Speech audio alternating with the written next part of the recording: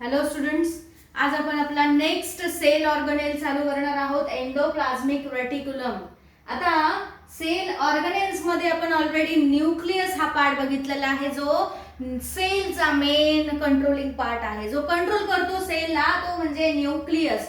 Nucleus कसा असतो आपण बघितलं, त्याला डबल लेअर असतात, आतमध्ये क्रोमॅटिन मटेरियल असतं, नेटवर्क असतं आणि त्याच्या आतमध्ये सेंटरला एक असं एकदम बॉल सारखं स्ट्रक्चर आहे, दॅट इज न्यूक्लिओलस.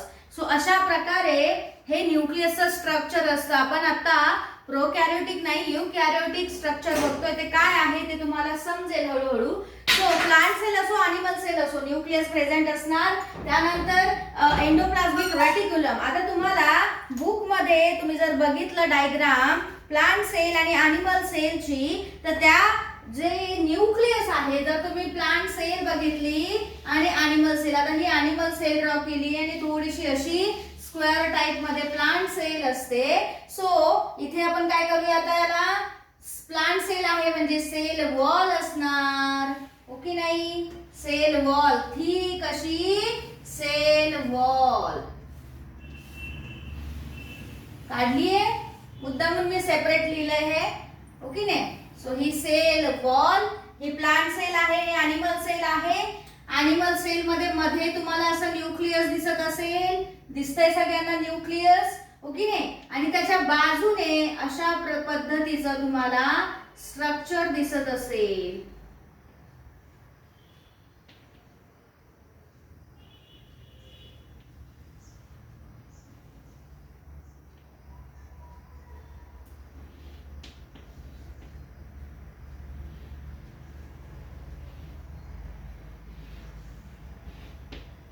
ठीक आहे.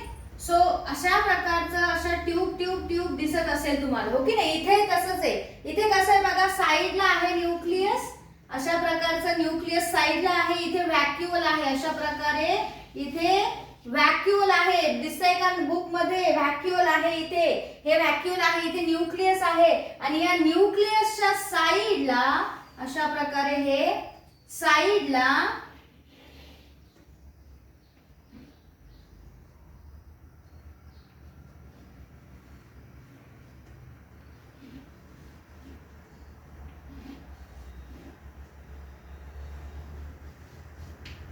दिसतंय तुम्हाला, अशा प्रकारे साइडला ह्या अशा लॉंग लॉंग लॉंग अशा ट्यूब्स आहेत, ओके नाही. इथे पण आहे अशा प्रकारे ट्यूब पण आहे. सो हे जे स्ट्रक्चर दिसतंय हे काय आतमधलं, हे न्यूक्लियस आहे, इथे पण हे न्यूक्लियस आहे, त्याच्या साइडला असं ट्यूब्युलर वेसिकलचं ट्यूब सारखं स्ट्रक्चर जे आहे ते म्हणजे एंडोप्लाझ्मिक रेटिक्युलम. हे लक्षात ठेवा. तुम्हाला जर ओळखायला लावलं की एंडोप्लाझ्मिक रेटिक्युलम कुठे आहे सेल मध्ये, तर फिक्स लक्षात ठेवायचं, जिथे न्यूक्लियस आहे त्याच्या साइडने ज्या ट्यूब आहेत ते एंडोप्लाझ्मिक रेटिक्युलम आहे. ही अॅनिमल सेल आहे, त्याला फक्त सेल मेम्ब्रेन आहे. ही प्लांट सेल आहे, त्याला सेल मेम्ब्रेन आणि सेल वॉल दोन्ही आहेत. हे व्हॅक्युअल आहे, हे न्यूक्लियस आहे, हे न्यूक्लियस आहे, त्याच्या साइडने असं ट्यूबचं स्ट्रक्चर असतं, त्याला म्हणतात एंडोप्लाझ्मिक रेटिक्युलम. मग ट्यूबचं स्ट्रक्चर समजा आपल्या घरामध्ये आपल्या इथे पाईपलाईन असते, काय करते पाईपलाईन काम, काय असतं त्या पाईपचं काम. आपल्या घरामध्ये आपल्या शेतामध्ये जे ट्यूब असतात, पाईपलाईन्स असतात, काय काम करतात, पाणी वाहून न्यायचं काम करतात की नाही. तसंच सेल मधलं ट्रान्सपोर्टेशनचं काम पण पर्टिक्युलर गोष्टी ट्रान्सपोर्ट करतात, ते प्रोटीन्स ट्रान्सपोर्ट करतात. तुम्हाला एवढं डिटेल नाही सांगितलेलं, पण तरीही तुम्हाला फंक्शन मध्ये दिलेलं आहे की कंडक्शन म्हणजे कंडक्ट करणं म्हणजे वाहून नेतात प्रोटीन्स. ते ट्यूब मधून अशा प्रकारे ते प्रोटीन जे आहेत त्यांना जागा दिली जाते आणि ते असे वाहत जातात त्या ट्यूब्स मधून. मग तुम्हाला जर लक्षात ठेवायचं असेल तर एंडोप्लाझ्मिक रेटिक्युलम हे न्यूक्लियसच्या बाजूने असतं, त्या ट्यूब लाईक अशा स्ट्रक्चर जे आहे त्यांचं जाळं असतं, त्या ट्यूबचं जाळं असतं, त्याला म्हणणार काय म्हणणार, त्याला एंडोप्लाझ्मिक रेटिक्युलम. सो याच्यात ओळखण्यासाठी खूप सिंपल आहे, काय काम करतो, कसं स्ट्रक्चर आहे ते तर आपण बघतोच आहे. ट्यूब लाईक स्ट्रक्चर, अशा छोट्या छोट्या ट्यूब्स आहेत आणि त्या ट्यूब्स कशासाठी आहे, जसं मी तुम्हाला सांगितलं, आपल्या घरात पाईपलाईन्स ट्यूब्स काय काम करतात, पाणी वाहण्याचं काम करतात. तसंच एंडोप्लाझ्मिक रेटिक्युलमच्या ज्या ट्यूब्स आहेत त्या सुद्धा काहीतरी वाहण्याचंच काम करतात. पण काय वाहतात, प्रोटीन्स वाहतात. काय वाहतात? प्रोटीन्स वाहतात. हे लक्षात ठेवा. ओके नाही. आणि आतमध्ये कोणती गोष्ट घ्यायची आहे ते लक्षात, ते जे आहे आतमध्ये एखादी गोष्ट इनसाइड येत असेल, ऑक्सिजन येत असेल, तर ऑक्सिजन हा एंडोप्लाझ्मिक रेटिक्युलमच्या ट्यूब मध्ये येतो. ट्यूब मधून वाहत जात मग सेल मध्ये एंटर करतो. हे लक्षात ठेवा. त्यासाठी इम्पॉर्टंट गोष्टी आहेत त्या आपल्याला लिहायच्या आहेत. सो एंडोप्लाझ्मिक रेटिक्युलम काय आहे? It is net like, net म्हणजे जाळं, जाळं आहे त्याचं. नेट लाईक स्ट्रक्चर आहे ज्यामध्ये छोट्या छोट्या ट्यूब आहेत, त्या फ्लुइडनी भरलेल्या आहेत. फ्लुइड म्हणजे जे वाहण्यासाठी जागा देत आहे. फ्लुइड म्हणजे लिक्विड, लिक्विड असं स्टिकी लिक्विड, म्हणजे सॉलिडही नाही आणि लिक्विडही नाही, असं अशी गोष्ट. ओके नाही. जास्त आपण म्हणूया पातळही नाही, जास्त घट्टही नाही, असं ते फ्लुइड ते प्रेझेंट असतं. ठीक आहे. सो एंडोप्लाझ्मिक रेटिक्युलम कुठे असतं ते पहिलं लक्षात घ्या. एंडोप्लाझ्मिक रेटिक्युलम हे न्यूक्लियसच्या इनर साइड पासून स्टार्ट होतं. म्हणजे हे न्यूक्लियस आहे तर असं बाहेरून ते स्टार्ट होतं आणि बाहेरून स्टार्ट झाल्यावर तो काय करतो? ऍक्च्युली अशा प्रकारे ट्यूब लाईक स्ट्रक्चर मध्ये, अशा प्रकारे हे जे ट्यूब लाईक स्ट्रक्चर मी आता ड्रॉ करतेय, अशा स्ट्रक्चर मध्ये काय करतो? तो फॉर्म होतो. ही न्यूक्लियस आहे. न्यूक्लियसच्या बाजूने तो काय करतो? तयार होतोय. लक्षात येत आहे? ठीक आहे. आपण घेऊ, लिहून घेऊया की एंडोप्लाझ्मिक रेटिक्युलम कुठे असतं. ER म्हणतात त्याला. काय म्हणतात? ER, E dot R dot, endoplasmic reticulum. Endoplasmic reticulum. So endoplasmic reticulum is placed, placed म्हणजे कुठे राहतो endoplasmic reticulum? Endoplasmic placed outside the nucleus. Outside किंवा सराउंडेड द न्यूक्लियस असं म्हटलं तरी चालेल. आपण इथे आउटसाइडच्या ऐवजी सराउंडिंग लिहू म्हणजे तुम्हाला लवकर समजेल. प्लेस्ड सराउंडेड टू न्यूक्लियस म्हणजे न्यूक्लियसच्या भोवती. सराउंडिंग म्हणजे काय? न्यूक्लियसच्या भोवती. बघा तुम्हाला जी डायग्राम दिली एंडोप्लाझ्मिक रेटिक्युलमच्या, तिथे मध्यभागी न्यूक्लियस आहे आणि बाजूने त्यांचं नेटवर्क आहे आणि सराउंडिंग आहे न्यूक्लियसच्या. आणि कुठपर्यंत जातोय तो? सेल मेम्ब्रेनला अटॅच होतोय. कुठे होतोय? and कुठपर्यंत जातोय?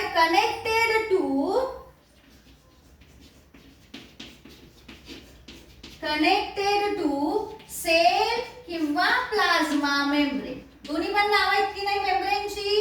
Plasma membrane, connected to plasma membrane. म्हणजे आता ही सेल आहे, सेलची मेम्ब्रेन आहे. समजा इथे न्यूक्लियस आहे, बरोबर.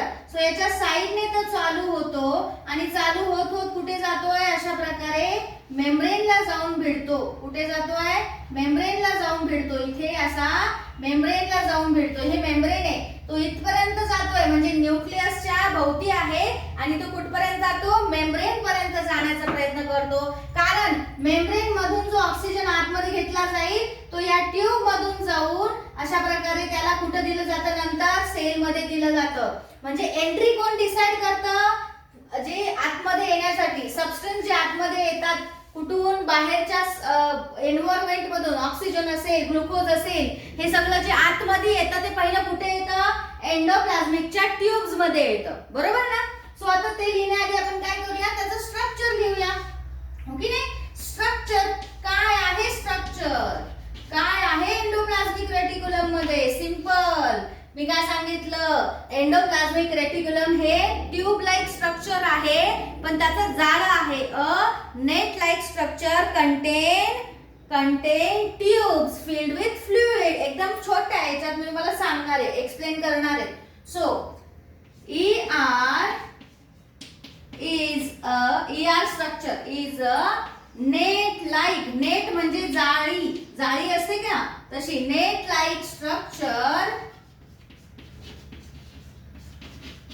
contain interconnected tubes. इंटरकनेक्टेड का म्हटलं? एकमेकांना कनेक्टेड आहे. मी काढते की नाही अशा प्रकारे मी काय केलंय? असं जर होल काढला तर अशा एक ट्यूब काढली पण हिला दुसरी कनेक्टेड आहे. अशा प्रकारे ही दुसरी ट्यूब कनेक्टेड आहे.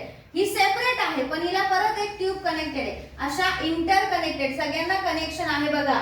इंटर कनेक्टेड ट्यूब आहेत. त्या कशाने भरलेल्या आहेत? एका विशिष्ट प्रकारच्या फ्लुइडने. इंटर कनेक्टेड ट्यूब्स filled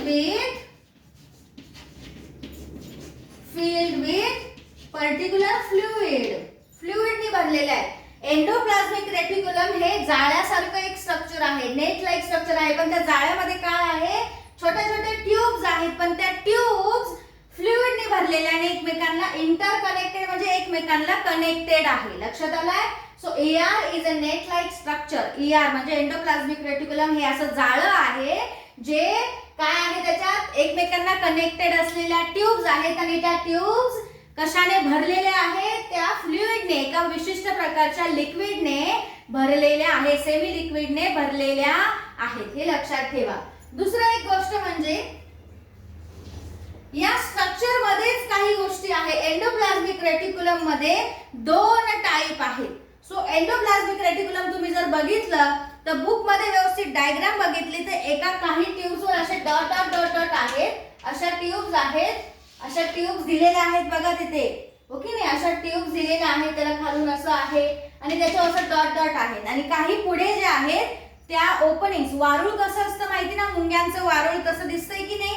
हा, तर तसं स्ट्रक्चर आहे त्या एंडोप्लाझ्मिक रेटिक्युलमचं. त्याच्यामध्ये काही याच्यावर असं डॉट डॉट आहे, त्याला रायबोझोम्स म्हणतात. ते ऍक्च्युअली ग्रॅन्युअल्स आहेत, छोटे छोटे. जसं आपलं नॉर्मली आपण कशावर आता सांगता येईल, हा, दाणे जे असतात छोटे छोटे लाडूवर असे दाणे दिसतात की नाही, तशाच प्रकारचे ते दाणे असतात आणि त्याला रायबोझोम्स म्हणतात किंवा ग्रॅन्युअल्स म्हणतात. ते असेल तर रफ ER, कारण त्याचा सरफेस खरबुडा होईल ना, त्या दाण्यांमुळे खरबुडा होईल ना. आणि एक जो आहे त्याच्या पुढे जर बघितलं तुम्ही, तिथे दाणे नाहीये, छोटे छोटे प्लेन आहे, तर तो स्मूथ ER. असे 2 टाइप्स येतात. सो स्ट्रक्चर मध्ये ER divided into 2 types. 2 याच्यात डिवाइड होतो. कोणता? पहिला म्हणजे रफ ER. रफ का म्हणतात त्याला? कारण त्याच्यावर दाण्या, त्याला ग्रॅन्युअल्स म्हणतात इंग्लिश मध्ये. ते ग्रॅन्युअल्स प्रेझेंट असतात, छोटे छोटे दाणे. मग आपण जर ते समजा हात नाही लावू शकत, पण आपण एखादा सरफेसला समजा तुम्ही टेबल घ्या, टेबलवर थोडीशी माती टाकली आणि हात लावा, कसा दिसेल तो? आपल्याला कसा लागेल? खरबुडा. आणि माती काढून टाकलं, टेबलला हात लावा, स्मूथ लागेल, बरोबर ना? सो दाणे आहेत म्हणून रफ ER आणि smooth ER, smooth endoplasmic reticulum. मी ER लिहिते, एकदम सोपं आहे. ओके? ER म्हटलं की लवकर लक्षात राहील. ER म्हणजे एंडोप्लाझ्मिक रेटिक्युलम. न्यूक्लियसच्या भोवती एक जाळी असते. त्या जाळीमध्ये ट्यूब्स असतात, ते फ्लुइडने भरलेले असतात. त्याला एंडोप्लाझ्मिक रेटिक्युलम म्हणतात. तो न्यूक्लियसच्या भोवती आहे, पण सेल मेम्ब्रेन पर्यंत ते जाळं वाढतं. म्हणजे ते न्यूक्लियस पासून तर सेल मेम्ब्रेन पर्यंत असं जाळं टाकलेलं असतं. आणि ते जे आहे त्याच्यात 2 टाइप पडतात. दॅट इज रफ ER म्हणजे काय? त्याच्यामध्ये ग्रॅन्युअल्स असतात आणि स्मूथ ER त्याच्यात ग्रॅन्युअल्स ऍब्सेंट असतात. हे लक्षात ठेवा. सो याच्यात आपल्याला लिहायचं आहे की what is mean by rough ER, what is mean by smooth ER. Rough ER contains granules of ribosomes किंवा रायबोझोम्स लिहिलं तरी चालेल, तुम्हाला जसं वाटेल तसं सोपं. ओके नाही? Contain ribosomes granules on its surface.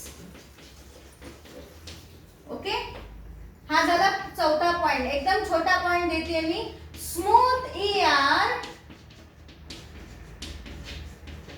does not contain ribosome granules on its surface. व्यवस्थित बघा मुलांनो, काय होतंय, काय चाललंय, हो की नाही. सो एंडोप्लाझ्मिक रेटिक्युलम आपण शिकतोय, कुठे असतो तेही सांगितलं. न्यूक्लियसच्या भोवती असतं.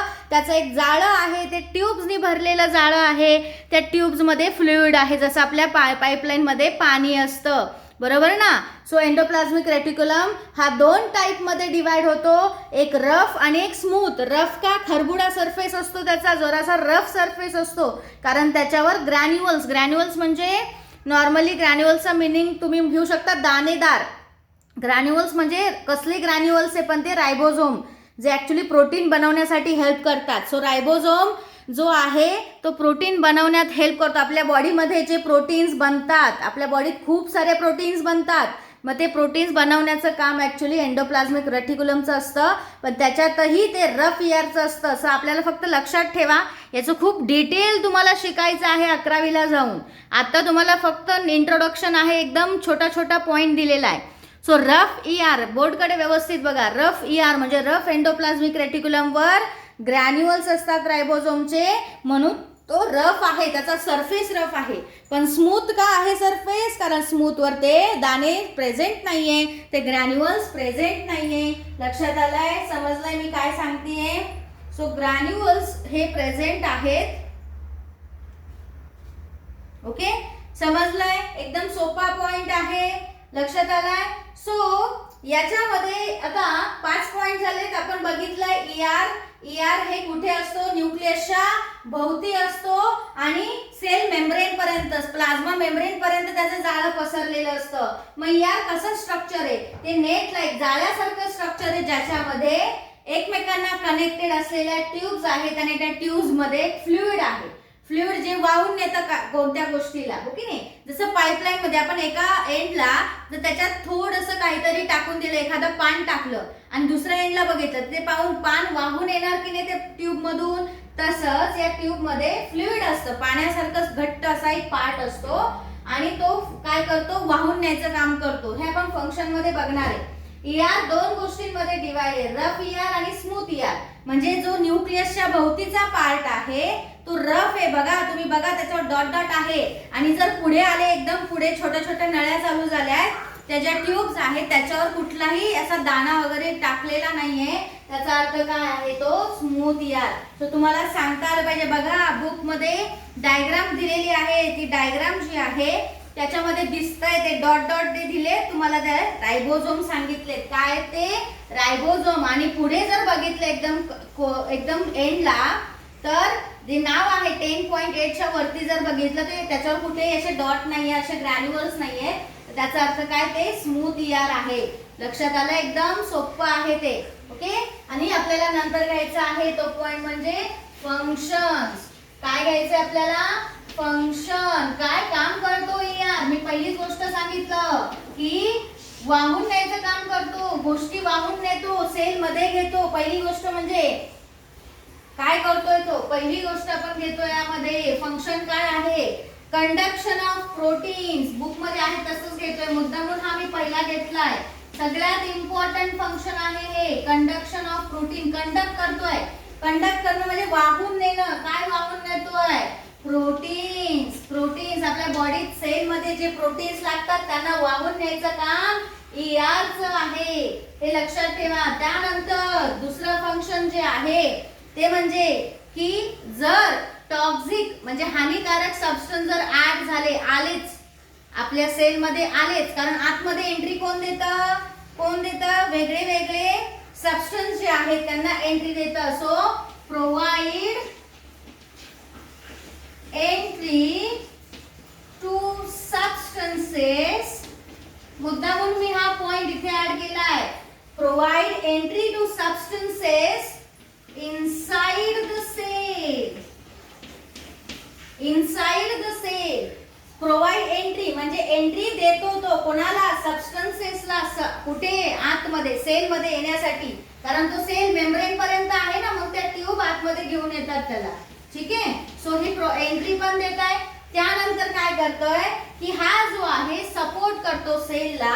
हे एक फंक्शन आहे त्याचं, सपोर्ट करतो म्हणजे कसं की मेन काम जे आहे बाहेरच्या गोष्टी आत घेणं, हेच मेन काम आहे त्याचं, बरोबर ना.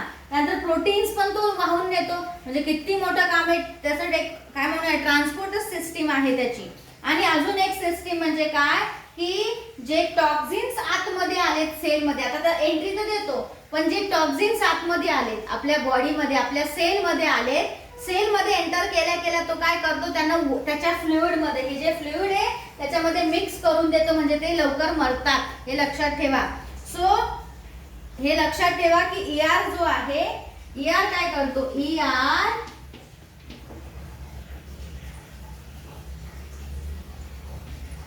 make toxic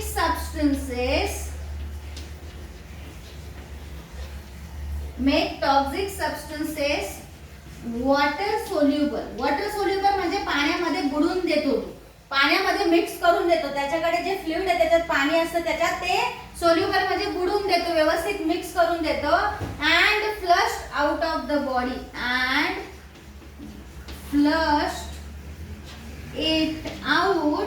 ते जे टॉक्सिक सबस्टन्स आहे त्यांना बाहेर टाकून देतो, आउट ऑफ दी बॉडी. हे लक्षात ठेवा.